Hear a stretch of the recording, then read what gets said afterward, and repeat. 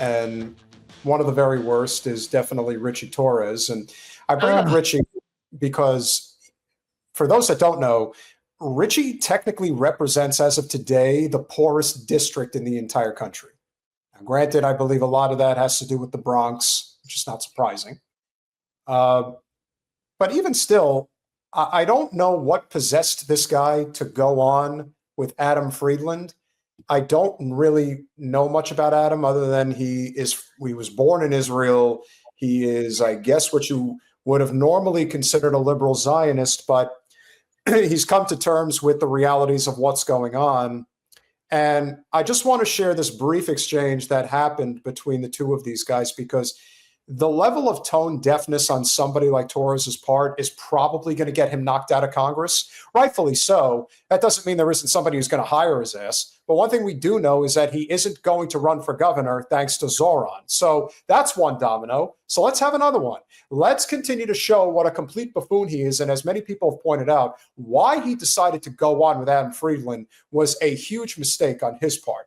Some people thought he was walking into like a Stephen Colbert type situation. It turns out that was not the case. Murdered thousands of people. So what does that mean? That Hamas is a terrorist organization for murdering innocent children and civilians. How many civilians have been killed in this war? The war is a tragedy, but 90% again, of them you're have been suggesting civilians. that They've killed journalists. People have been killed in a war. It's been a tragedy. They've killed people waiting for aid. But you're suggesting that it is the policy of the Israeli government to murder civilians? And yeah, actually, in fact, they've been pretty clear about it. It's not even a secret. That's what's so fascinating. But yet, to this piece of shit. Oh, there's so many things I want to say about him, but I really can't. But I want to, but I can't. But I want to. Oh, well, then I'll say, okay, he is a house, you know what, and he's done it specifically for money.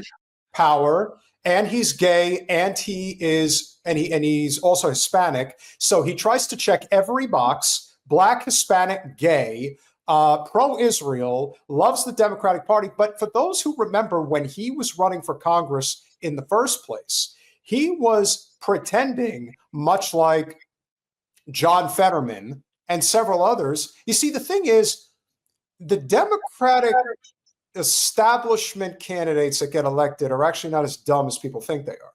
They know the language that they need to speak in order to get the people excited about actually supporting them, which is why anybody else that's running for office should always be met with a great deal of skepticism. The same is true for somebody like Graham Plattner in Maine. Same is true for Zoran in New York, and anybody else who's going to run within the Democratic Party. Know this. There is a good chance that they will fuck you over when it's all said and done, because for them, their career is more important than anything else. Adam Friedland was born in Israel. He was raised a Zionist. And he is telling Ritchie Torres, this is not only a genocide, you're killing 90% of the civilians. And Ritchie is sitting there trying to tell him, no, actually, I'm right. But all Ritchie has is talking points. Every single thing that he's saying is out of the AIPAC guidebook, right? Like that's just everything he's saying is a talking point. He's not a serious person. No, he's not long for politics because he's actually really bad at it. Like there are a lot of things that you can say about Gavin Newsom. And Gavin Newsom is 1,000% in favor of Israel. There's lots of documentation to back that up.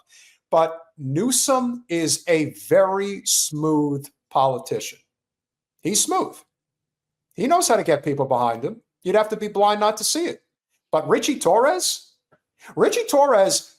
because of the fact that Debbie Wasserman Schultz has not been in the spotlight until she stuck her stupid head out regarding Alligator Alcatraz and how she made that a worse situation than it already was, Ritchie Torres has kind of made himself public enemy number one for progressives. Like Good. He's really, like he is whoever, whether it is Michael Blake, whether it's even Jamal Bowman, whoever ultimately ends up running against him is going to have a lot of support.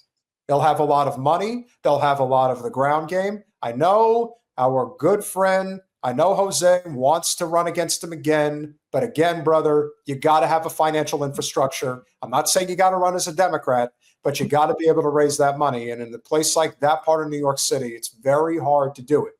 You know, Jose Vega's a great guy, and there is no question. Well, I will not be helping Jamal Bowman in that capacity either. No, I wouldn't either, but we'll see what happens. The point being is that whoever does end up going up against Ritchie will definitely have a very good chance of beating him. That much I'm confident in saying. That is a notion that I reject. You gotta listen, man, you gotta be like a human being about this. People who are dying in the war, which to me is a tragedy, because war is a tragedy. Do you feel in your heart that this is what you're saying is right? If you remove Hamas, You don't actually think that. I told you what I believe. Don't tell me what I believe. I've told you what I believe. Why would you believe that? Because there are people who see the world differently. I know it's a shock to you, but there are people who see the world differently from you. Clearly, Ritchie got heated, and he got a little feisty there, Jen. He definitely didn't like getting pushed. Well, I mean, I think he's definitely not looking at who this audience is that he's talking to. I mean, he's telling an Israeli person what is. That's like it's the reverse of caucasity. Well, I don't know what I would call it, but it's basically like he's just so out of line and so out of his element, and you could tell it makes him uncomfortable. He'll never do another one of these interviews again, I could assure you, or anything that even reminds him of this. But he will regret this for a long time. Well, it also has to make you think that we're heading for a situation where the establishment really is in a lot of trouble, especially on the Democratic side. Because if there's one thing we know about conservative politics is they've evolved. We've always said that the GOP and just conservative politics in general, they always evolve. So the fact of the matter is, if you think about it, whether it is Charlie Kirk or Ben Shapiro, or then, more so the independent leaning slightly anyway, Tim Pools of the world, or dare I say, Nick Fuentes is a little too extreme in that regard. But any of those particular people that we've mentioned, with rare exceptions on Fox News, that is where the conservative politicians, all the way up to U.S. Senator, go to be interviewed.